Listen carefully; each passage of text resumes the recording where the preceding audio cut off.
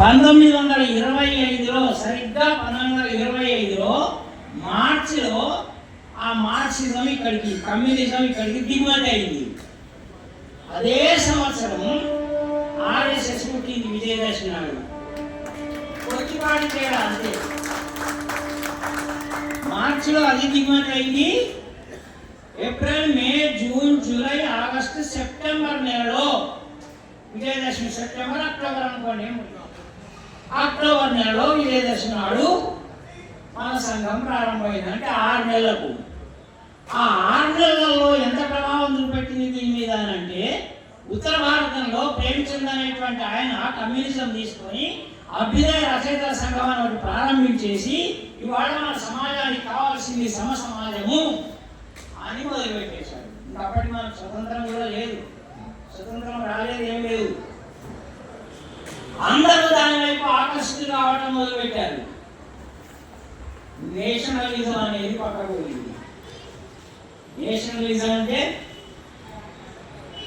భారతదేశము, నా నేషన్, నా జాతి, ఈ భావన వెనుక కొట్టడం మొదలైంది. సమాజం కరడు అనడం మొదలుపెట్టారు. జయప్రకాష్ నారాయణ లాంటి వాళ్ళు, రామ్ మనోహర్ లోహియా లాంటి వాళ్ళు సోషలిజం నినాదాన్ని ఎత్తుకోవడం మొదలుపెట్టారు. దీంతో ఏమైపోయింది, నేషనలిజాన్ని సముద్ధరించుకోవాల్సినటువంటి అవసరాలు ఏర్పడ్డాయి.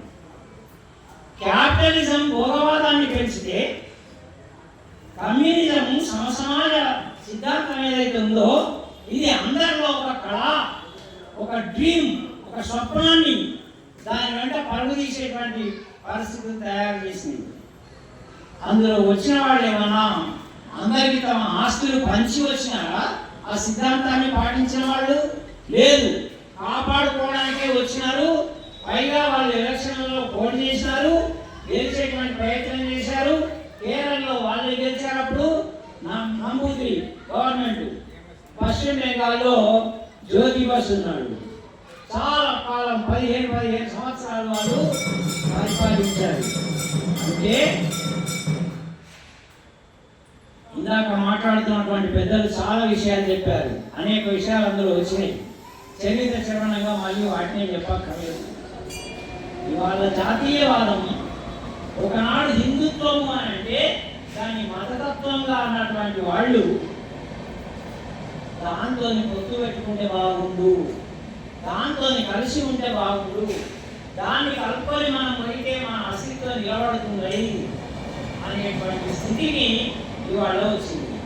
ఆయన బియ్యం నాటినప్పుడు 1925లో విజయదశమి నాడు డాక్టర్కి నాటినాడు. అది 100 సంవత్సరాలు అయినాక దాని ఫలాలు ఇప్పుడు కనపడుతున్నాయి.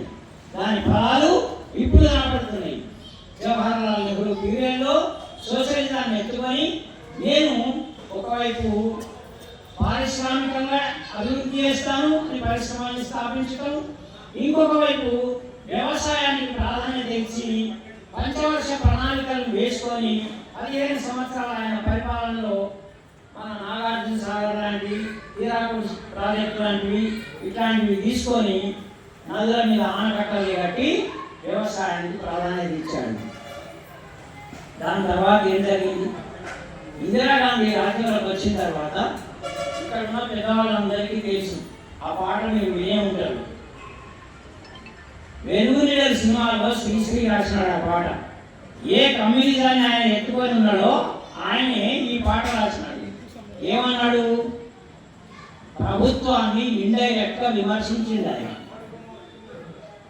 అవినీతి, అన్యాయాలు, అక్రమాలు, దౌర్జన్యాలు, దోపిడీలు ఇవన్నీ పెరిగిపోతున్నాయి, ఈ సమాజం ఎటుపోతున్నది అని ప్రశ్నించాడు.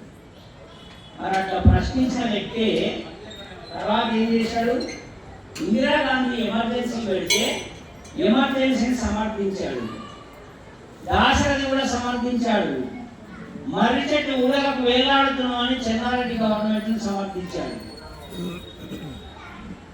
వీళ్ళందరూ సిద్ధాంతాలు చెప్పడం వరకే పరిమితమైపోయినారు, కానీ ఆ సిద్ధాంతానికి కట్టుబడి దాన్ని ఆచరణలోకి తీసుకురావడానికి మాత్రం ప్రయత్నాలు జరగలేదు.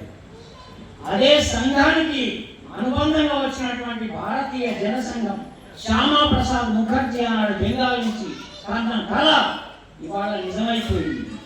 ఏ రోహింగ్యాలతోని ఇందిరాగాంధీ బంగ్లాదేశ్ని ఏర్పాటు చేసింది 1971-72లో.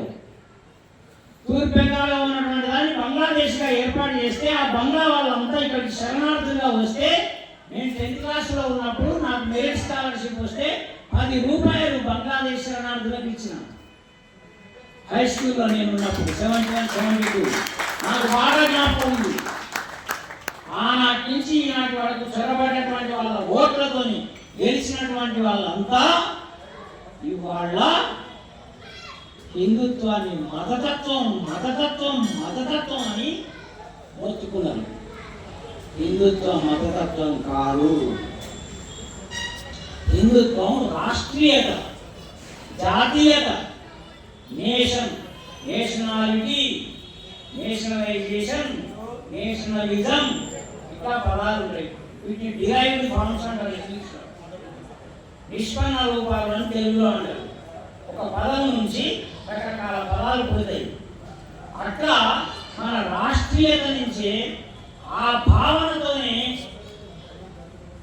హిందూ రాష్ట్ర నిర్మాణం జరగాలి అనేటువంటి ఆదర్శం పుట్టింది. హిందూ రాష్ట్ర నిర్మాణం జరగాలి. ఇవాళ కాకపోతే స్వతంత్రం వస్తుంది, కానీ వచ్చినటువంటి స్వతంత్రాన్ని మనం నిలుపుకోవాలి అంటే ఇక్కడ జాతీయ భావన ఉండాలి. జాతి అంటే కులం అనేటువంటి అర్థంలోనే వాడుకుంటున్నారు.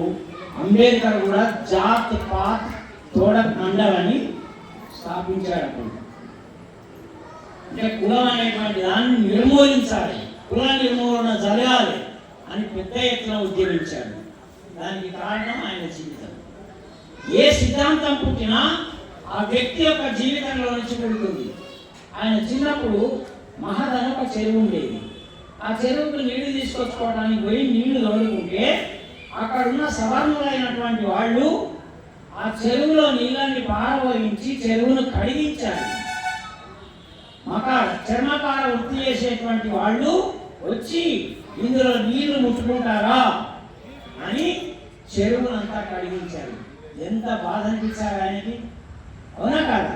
గుళ్ళోకి రానివ్వలేదు, అస్పృశ్యతను విపరీతంగా పాటించారు.